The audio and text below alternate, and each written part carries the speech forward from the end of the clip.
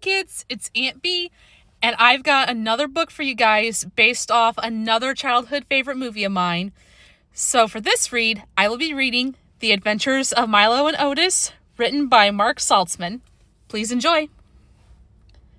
Except for the activity up in the hayloft, the farm was pretty quiet that morning. Inside the barn, the farm dogs slept on their backs, their paws curled in the air. The noise upstairs didn't disturb them. They could sleep through anything. But a lot of the other animals were awakened by all that scratching and squealing and scurrying overhead. Some went right back to sleep. But the ducks in the corner were very annoyed, and the rabbits were talking about ways to get even. Up in the hayloft, the mood was very different. The farm cat had been awake all night giving birth to kittens, and now the tiny kittens were crying for their breakfast. One of the kittens, the one named Milo, was trouble from the very beginning. Like his brothers and sisters, Milo was ginger-colored with soft white fur on his stomach and paws, and there was a mischievous sparkle in Milo's wide dark eyes. While the other kittens climbed over each other to get their breakfast, Milo decided to go exploring. "Milo, come back here," his mother cried. She caught him in her teeth and gently carried him back to the others. "Don't go looking for trouble, Milo," she scolded. "Trouble will find you soon enough."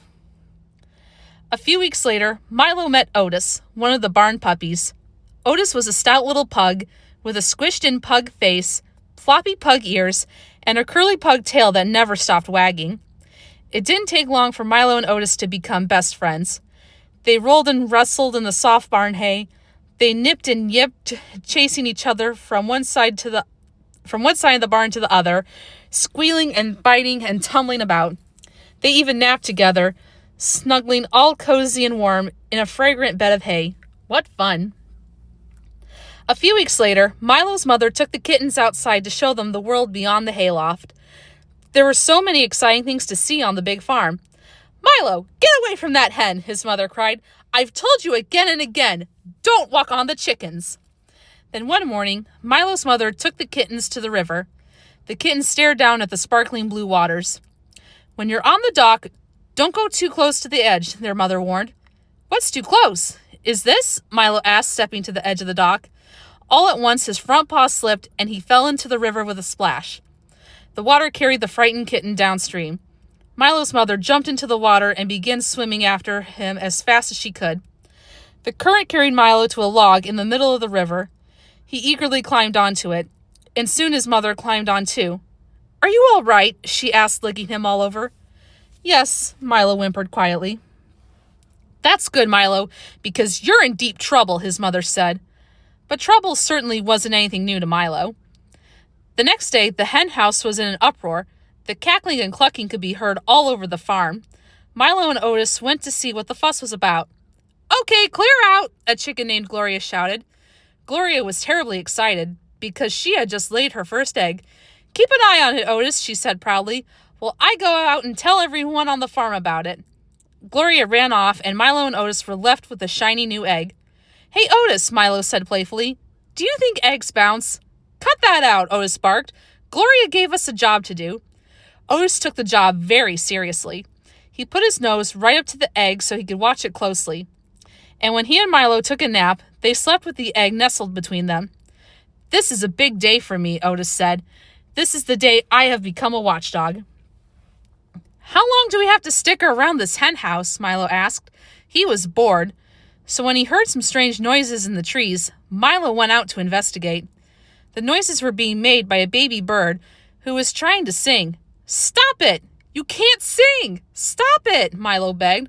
But the stubborn bird kept screeching. "What's all the noise? I'm trying to watch an egg," Otis barked, running out of the hen house. While Milo and Otis were outside, they thought the egg would be safe. But they were wrong. A hungry hedgehog sneaked into the hen house. "Here's my lunch," he said. Milo and Otis came running to the rescue. "Freeze!" Otis growled. "Don't touch that egg." He barked and growled ferociously until the hedgehog backed away. Okay, the frightened hedgehog said. "Who wants your egg anyway? It's probably rotten." And the hedgehog waddled off. Milo's attention was on the egg, which was starting to wobble and shake. "Otis, look," Milo said, staring at the egg. "I think we're having a baby." Milo and Otis watched as the baby chick, all wet and sticky, pushed its way out of the egg. A few moments later, the little yellow chick struggled to its feet and cheeped hello. Milo and Otis were very proud and happy. Ducks and rabbits and other farm animals crowded into the hen house to get a look at the baby chick. They brought the chick to Gloria, but it kept coming back to Otis. "Mommy," said the chick to the surprised dog. It tried to make the mixed-up chick join the other chickens, but the little creature hopped right back to Otis. Then Otis got an idea. "Okay, you want to be a dog?" he said to the chick. "Here's what you have to do. You've got to be a rough, tough, fighting dog like me." And with that, Otis jumped on Milo and began wrestling with him. "Mommy! Chicken mommy!" the chick cried, and he ran to Gloria. Otis let go of Milo. "Thanks for helping out," he told his friend. "I'll miss the little guy." But at least he figured out that he is a chicken. One sunny afternoon, Otis and Milo went down to the dock by the river. Otis wanted to stretch out and sun himself, but Milo wanted to play. The lively cat saw a wooden box floating in the water. He leapt off the dock and into the box to hide from Otis. "Hey, Milo!" Otis cried, greatly alarmed. "Get out of that box before something happens!" Too late. The river currents began to carry the box downstream. "Oh no!" Otis cried, watching helplessly from the dock as the box carrying Milo floated farther and farther away. Otis began to run along the shore, trying to keep up with Milo, but the grass was tall and wet, and Otis's little legs kept slipping out from under him. Milo looked back at his friend as the box began to float downstream faster and faster. "I'm coming, Milo!" Otis cried. He jumped into the water and began swimming toward his friend, his little paws splashing furiously. Otis swam as fast as he could, trying to catch up, but the river was flowing too fast. Soon, Otis couldn't see Milo or the box anywhere. Milo wasn't worried until he lost sight of Otis. But when he realized his friend was far behind, Milo felt scared and terribly alone. Suddenly, he heard something moving in the thick bushes along the bank of the river. Was it Otis? Milo peeked over the side of the box. No, it definitely was not Otis. It was a big brown bear searching along the riverbank for food. Milo ducked down low, hoping the bear hadn't seen him. But the box was drifting right toward the big, hungry bear. Poor Milo's eyes opened wide with fright as the bear waded into the water and grabbed the box. Growling hungrily, the bear reached out a big paw to grab Milo. Suddenly, Otis appeared on the shore. He saw at once what was happening. "Oh, no, you don't!" he cried, and he leapt into the water and swam over to fight the bear. The bear turned in surprise. Did this little dog really think he could win a fight against a full-grown bear? Otis began wrestling in the water with the startled bear. He put up a good fight, but the bear was too powerful for him. Suddenly, Otis had a better idea. He began to swim away. His plan was to lead the bear out of the water and away from Milo. Otis swam to shore. The bear was right behind him. His plan had worked. Now the bear was chasing him and forgotten all about Milo. Otis ran fast. After a while, he looked behind him, and the bear was gone. Milo was worried. The river was flowing faster and faster. He was being tossed back and forth as the box rushed over sharp, jutting rocks. Milo peeked over the top of the box, and what he saw filled him with terror. He shut his eyes tight. The box was headed for a steep, steep waterfall. "I'm not going to make it," he told himself. "I'm not going to make it." Water splashed over the top of the box. Milo was being bounced harder and harder. Would his box break apart on the rocks? Would Milo be tossed into the rushing waters? It was the scariest moment of Milo's life. Down, down he fell. When he opened his eyes, Milo saw that he had landed safely. Except for being scared and wet, Milo was okay. The river had slowed, carrying him more gently now. He looked back, hoping to see Otis, but his friend was nowhere in sight. Otis was far behind. He had outrun the bear, and he was determined to rescue his friend. He ran along the shore, keeping his eyes on the river, hoping to see Milo. Soon the brave little dog came to a scary place. A place like none he'd ever seen before. It was the Deadwood Swamp. Otis stopped and looked around. The ground was soft and wet, with deep pools of muddy water. Bare and broken trees grew without leaves or branches. No creatures could live in such a bare and ugly place, except for the black, long-beaked ravens called the deadwood birds. There, a few feet in front of him, a deadwood bird stood perched on a familiar wooden box. It was Milo's box. Was Milo safe and sound inside the box? Otis had to find out.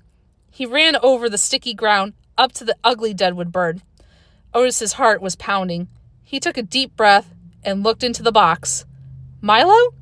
But inside was only a single black feather. Milo was far away from the deadwood swamp. After his box got stuck in the bog, he had run away from the deadwood birds. He ran until he came to a meadow of tall grass. Now he was tired and hungry. He hadn't eaten for an entire day. Suddenly he saw something moving quickly through the tall grass. It was a fox. Foxes always have some goodies stashed away, Milo told himself. Keeping out of sight, he began to follow the fox. The fox ran quickly, sniffing the air nervously as if he suspected he was being followed. When he came to a sandy beach, he stopped and dug up a treat he had buried there, a tasty muskrat. Milo watched from a low tree limb as the fox moved his prize to a safer hiding place. Then when the fox ran off, Milo climbed down and dug up the muskrat. Yum! What a delicious lunch! Otis's search for Milo brought him to a wide beach, where he climbed on a rock and looked around. Suddenly the clouds grew darker and a cold wind began to blow. Then the tide came in so fast that the rock Otis was standing on was completely surrounded by deep water. What shall I do? Otis asked himself. Soon the rock will be underwater. The beach is so far away. I'll never be able to swim to shore. When the water was up to his paws, Otis had no choice. He had to try to swim. He took a deep breath and prepared to dive into the swirling water. But just then he heard a deep voice in the water beside him saying, "Not again." A large sea turtle floated up to Otis's rock. "Every time the tide comes in, some fool gets stuck out here," the turtle grumbled. Otis wasn't sure what this grumpy creature wanted.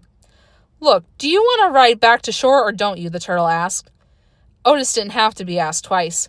He climbed onto the turtle's broad shell. Slowly, carefully, the big turtle swam to shore with Otis clinging tightly to him. "Just stay on land where you belong," the turtle muttered and turned back into the water. "Don't worry, I will," Otis called after him happily, "and thanks for saving me." And then he ran across the beach to continue his search for Milo. The sky turned sunny and bright. The air felt crisp and fresh. Otis ran from the beach and arrived at a riverbank. Suddenly he heard some loud singing. He looked in the water and saw the fox splashing about in the waves, having a wonderful bath, and singing at the top of his lungs. Maybe that fox can be helpful, Otis told himself. He waited for the fox to finish his swim and his song. Then he ran up to him. "Have you seen an orange cat?" he asked. "Maybe I did and maybe I didn't," the fox said snootily. And then he remembered. "Wait a minute. You know, there was a nasty hole-digging, lunch-stealing cat here just a short while ago. He stole my muskrat." Yes, that sounds like him," cried Otis happily. "Thank you. Thanks a lot." The confused fox stared at Otis. "What are you so happy about?" But Otis had already run off, very excited to learn that he was getting closer to finding his friend. What a long journey. Poor Milo was worn out. He decided to rest for a while and settled down in a place that looked comfortable and safe, but he had made a terrible mistake. Milo was resting in the middle of a railroad track. He had almost fallen asleep when a loud roar made him look up. A train was coming toward him at full speed. Milo froze in fright. He didn't know what to do. He couldn't move. The train came closer. Closer. Milo ducked, and the train went right over him. Whew! He was safe. But he knew he had to find a better place to sleep. After his close call, Milo ran until he came to a beautiful meadow full of yellow flowers. "Now I'm really tired," he told himself. "If only someone could help me find a snug place to rest." "You look tired and thirsty, friend," a voice said. Milo looked up to see a young doe. Her big brown eyes stared down at him tenderly. "Follow me," she said softly. The doe leapt over the flowers. Milo could barely keep up with her. Across the meadow, she darted and jumped, with Milo stumbling behind. She led him to a thick, leafy glade. There they found a safe, cozy spot between the trees and lay down in the soft, sweet-smelling grass. The doe nuzzled Milo tenderly. They snuggled close together. Soon they fell into a lovely, peaceful nap. When Milo woke from his sleep, he left the deer in her glade and began traveling deep into the forest. Now there were different noises and new creatures to worry about. The night was coming soon. Milo climbed a tree and decided to stay up there until daylight. There was even an empty nest on the branch, and Milo snuggled into it. Suddenly, a snowy white owl swooped down and snatched up a field mouse in his sharp talons. Then the owl flew back up to its branch to enjoy its meal. Wow, thought Milo, look how easily he scooped up that poor mouse. I'd better stay out of sight. Just then he heard a frightened squeal. Help! Please! Somebody help me! Who could that be? Help me! Please help me! The little voice squealed again. Milo found a pink baby pig with his foot caught in a bramble. Hurry! The frightened pig cried. That owl will be back. Take it easy, little fellow, Milo said, who worked quickly and untangled the pig's foot. You're fine now. Do you know a place where we'll be safe? Yes, with my family, squealed the pig. Come with me. Milo followed the little pig through the forest until they came to his family. And what a family! The little pig had at least 10 brothers and sisters. They all squealed with joy when they saw their little brother return. Then they welcomed Milo warmly and gave him a place to sleep, cuddled up with them. The next morning, Milo woke up and thought, these pigs are all right, friendly and kind, just a bunch of pigs. But then the mother pig squealed, breakfast! Come and get it! The little pigs pushed and shoved and climbed over each other to get to their meal. Their table manners came as quite a shock to Milo. Good heavens, he thought, no wonder they call them pigs. After breakfast, Milo said goodbye to his friends and traveled through the woods until the end of the day. He found himself at a gentle green brook. Peering into the clear water, he could see some delicious-looking trout. I'm so hungry, Milo thought. How can I catch a nice trout for my dinner? He thought and finally came up with an idea. He turned his back to the brook and dangled his tail in the water. My tail makes a perfect fishing line, he told himself. He stood as still as he could, hoping for a trout to grab his tail. Milo didn't know that a raccoon was watching from a tree limb above the brook. That silly cat has got to be kidding, the raccoon muttered. Then a big, juicy trout grabbed Milo's tail, and he pulled it out of the water. I've caught one, Milo cried. You've caught one for me, the raccoon said. He leapt down from the tree limb and grabbed Milo's fish. Nice fish, the raccoon said with a sneer. Too bad it's going to be the one that got away. Come back with my fish, Milo cried. The raccoon just laughed and ran off with it. But the raccoon wasn't the only one interested in Milo's fish. Suddenly, the brown bear jumped out from behind a tree and grabbed the trout out of the raccoon's paws. The raccoon grabbed it back. The bear took a swipe at the raccoon with its huge brown paw. The raccoon ducked. The bear made another grab for the fish, but the raccoon stubbornly hung on. It was a terrible fight. Milo climbed a tree to watch. The bear and the raccoon battled over the trout until the bear saw something bigger and tastier. Milo. A few seconds later, the bear was on the same branch as Milo. He began inching himself closer to the frightened cat. Milo was trapped. He had no choice but to fight. He swung his paw at the bear's nose. The bear backed away. He didn't like that. The brave cat swung at the bear again and again until the bear lost his footing and fell to the forest floor with a loud crash. Milo was safe, but when he looked around, the raccoon had disappeared with his trout. So Milo, still hungry, traveled on. Meanwhile, Otis kept up his long search for his friend. He had trailed Milo from Deadwood Swamp to the Fox's River. He knew he was on the right track. He was certain that if he just kept going, he'd find Milo. He tried to keep up his spirits, but it was hard. He missed Milo so much. Soon Milo came to the top of a high rock cliff. He saw some seagulls and knew that seagulls' nests were a likely place to find some tasty eggs. Suddenly, from up above, a seagull screamed, "Cat! A cat! There's a cat near the babies! A cat! A cat! Squawked a chorus of seagulls. Get him! Several of the big white birds swooped down on Milo. They lashed their wings in his face and pecked at his shoulders and head. Milo had no choice. He had to get away the fastest way possible. So he dived off the high cliff into the water below. A few minutes later, Milo climbed out of the sea, feeling wet, sticky, and cold. And he looked a lot more like a wet mop than a cat. Milo climbed onto the beach and looked for a place where he could dry off. Up ahead, he saw a small wooden shack. He crept up to it and peeked through the broken front door. There was no one inside. It looks warm and safe in there, he told himself. I think I'll stay here for a while until I dry off and get some rest. He went inside and shook himself to get some of the water off, then found a cozy spot in a corner where he could take a long nap and forget about those horrible seagulls. He was just about asleep when a noise outside startled him. Milo ran to the shack window and looked out.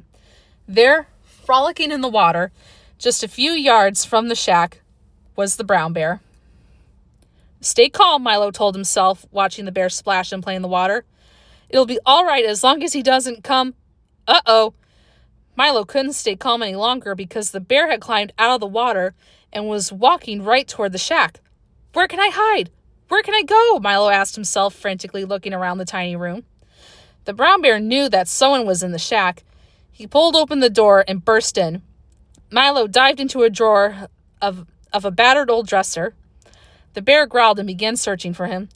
Please don't find me! Please don't find me! Milo repeated.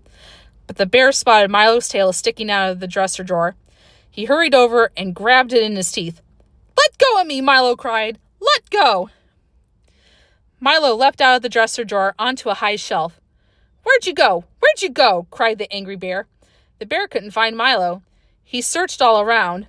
Then he decided that Milo must have run outside. So he turned and ran down the beach looking for him. Milo crept out of his hiding place on the shelf. That bear will be back, he told himself. I think I'll be a lot safer hiding in the top of a tall tree. But he was wrong again. No sooner had Milo reached a low branch than a long silvery snake came slithering up after him. Milo quickly climbed to a higher branch, but the snake climbed higher too, hissing at him. Milo realized he had to fight again. He hissed back at the snake and swiped at it with his paw. But before the snake could attack, Milo's branch snapped. Down Milo fell, down into a deep hole in the ground. Milo tried to jump out of the hole, but it was too deep. He tried to climb out, but the sides were too steep. He was trapped. He started calling for help, even though he knew it was useless. Nobody could hear him out there, but somebody did. Milo couldn't believe his eyes when Otis's familiar face peeked down from the top of the hole. Otis? Is it really you? He cried. Otis was happy, too. He had finally found his friend. Don't worry, Otis barked. I'll get you out. Somehow. Then he disappeared. A short while later, Otis returned with the rope he had found. He tossed one end down to Milo. Grab onto it. I'll pull you out, he said. Milo grabbed one end with his teeth and paws. Otis clenched his teeth hard on the other end of the rope. Then he pulled and pulled. We did it! We did it! Otis cried, opening his mouth by mistake. Poor Milo fell back into the hole. They tried again. This time, Otis kept his teeth tightly clenched until Milo was safely on the ground. Then what a happy time they had. They ran and leapt and wrestled. They were bursting with joy because they were finally back together. Starting for home, Otis and Milo heard a cat crying in the distance. They ran to investigate. Milo's eyes grew wide when he first saw her. She was a beautiful female as white as snow. Hello, she purred. My name is Joyce. Milo was breathless. For him, it was love at first sight. As the days went by, Milo and Joyce became friendlier and friendlier. Milo was spending all of his time with Joyce and ignoring Otis. Joyce, Milo said softly, come back with me to my farm. Everyone will love you. I love you. Joyce said yes. She led the way out of the meadow. The happy Milo walked by her side. Otis gloomily trailed behind. They walked many miles through woods and fields, enjoying the bright reds and yellows of late autumn leaves. Several weeks went by. Otis was feeling very bad. Milo always walked with Joyce and paid no attention to him. So Otis made a decision. "We're more than halfway home," he told Milo. "I'm going the rest of the way by myself." "No, Otis," said Joyce. "We want you to stay with us." But Otis turned and trotted away. "Hey, Otis, where are you going?" Milo called. But Otis didn't answer. Milo and Joyce watched him until he disappeared over a hill. He never even looked back. Otis had been on his own for just a few days when the first snowstorm of winter fell. The snow was cold and deep, and the snowdrifts were way over the little dog's head. He tried to make his way over the slippery hills of snow, but it wasn't easy. Late one sunny afternoon, as melting snow fell from the trees, Otis heard a dog crying out for help. Over here! Over here!" the dog pleaded. She was trapped in a snowbank. Otis dug with his paws and struggled to pull her out. Finally, he freed her. She was beautiful. In fact, she looked just like him. "I'm Sandra," she said.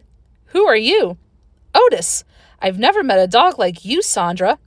And for the first time in his rather serious life, Otis began acting very silly.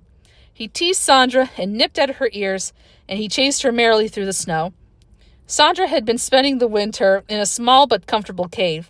She and Otis decided to stay there until spring. And even though the cold wind blew outside the cave, on the inside, winter seemed very warm and cozy. Meanwhile, Milo and Joyce had found a safe winter home inside a fallen tree trunk. Late in the winter, Joyce was preparing to have kittens. "Are you okay, Joyce?" Milo asked. "Want some more dinner? Remember, you're eating for 8 now." "Milo," said Joyce excitedly, "I think it's time." Sure enough, Joyce began giving birth to one kitten after another. Milo looked on in joy and amazement. "It's a girl!" he cried. "And a boy! And another girl!" 4 girls and 3 boys, Joyce counted. She smiled at Milo. "Congratulations, Dad." That same day, not too far away, Otis was in his cave with Sandra, who was about to give birth too. "Is it going to be soon?" Otis asked eagerly. "Yes," Sandra replied. A few minutes later, seeing his newborn puppy, Otis ran joyfully out into the snow, crying, "It's a boy! It's a boy!" Sandra called him back inside. "Otis, you ran out a little too soon." Immediately, Otis saw what Sandra meant. He ran back outside, this time jumping and rolling in the snow and shouting, "It's a litter! It's a litter!" Otis was very happy, but as the cold winter dragged on, he and Sandra faced a serious problem. There was too much winter left and too little food. Otis knew he had to go out and find something for all of them to eat. He said goodbye to Sandra and the puppies, left their cozy cave, and headed out into the deep snow. Otis remembered a pond nearby. One day he had seen a bear scoop up some fish through a hole in the ice. "Maybe I'll be lucky and find some fish there," he told himself as he trudged over the snow. But the bitter cold weather had frozen over the fishing hole, and the ice was too thick for Otis to break. "No food here," he told himself sadly. Suddenly an icy wind brought a winter storm over the frozen pond. The wind was stinging his face like needles, and his paws were numb from the cold. Wet snow clung to his face and covered his fur. He couldn't see where he was going. All he could see was a blizzard of white. Otis was lost. Would he ever find his way back to the cave? Otis tried to get some shelter, but the snow was coming down too fast, and the wind was blowing too hard. Finally, the storm died down. Otis shook the snow off his fur as best he could. He looked around. He had no idea where he was. Then, far in the distance, he saw a small wooden farmhouse. He ran to the house and barked loudly to announce that there was a hungry dog outside. Was anyone home? Suddenly, Otis heard a familiar voice. My, look what the snow blew in." Otis looked up at the top window to see Milo grinning down at him. "You look hungry," Milo cried. "How about some fish?" "Okay," Otis said happily, "but not for me, for my puppies." Milo was very surprised. "You have puppies? Me too." "You have what?" Otis cried. "I meant kittens," Milo said, laughing. The farmer had several large racks of fish hanging outside the farmhouse. Milo pulled on a rope until one of the racks fell down to Otis. Otis took the rope and began to pull the fish back to his family. "Hey, Otis," Milo called down to him. "I've really missed you." "I've missed you too," Otis confessed. "When spring comes," Milo said, "why don't we meet your family and mine? We can all travel back to the farm together." "A wonderful idea," Otis agreed. Then he thanked Milo and hurried off across the snow, pulling the heavy load of fish to Sandra and the waiting puppies. Spring arrived. Birds flew happily over the meadows. Bright flowers bloomed. Animals woke up and came out to enjoy the sunshine after their long winter naps.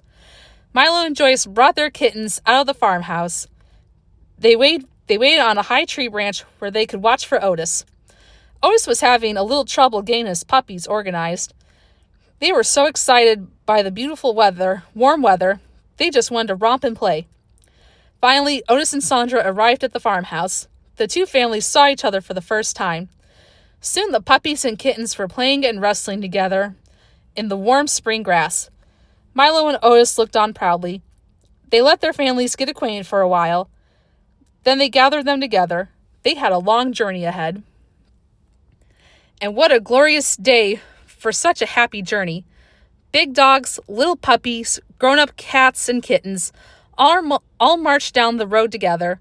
And before long, Milo and Otis were finally back at the farm where their lives had begun. And they left, they were barely more than a kitten and a puppy themselves. And now, here they were coming back with little ones of their own, who would all grow up together. Very soon, the farm was in an uproar. The quacking, clucking, and braying could be heard for miles as the news quickly spread. Milo and Otis were finally back home. And that is the end of our book. I hope everybody enjoyed it. This was my favorite childhood movie, and if you've never watched it, I recommend that you go ahead and watch it. And please join me for our next book.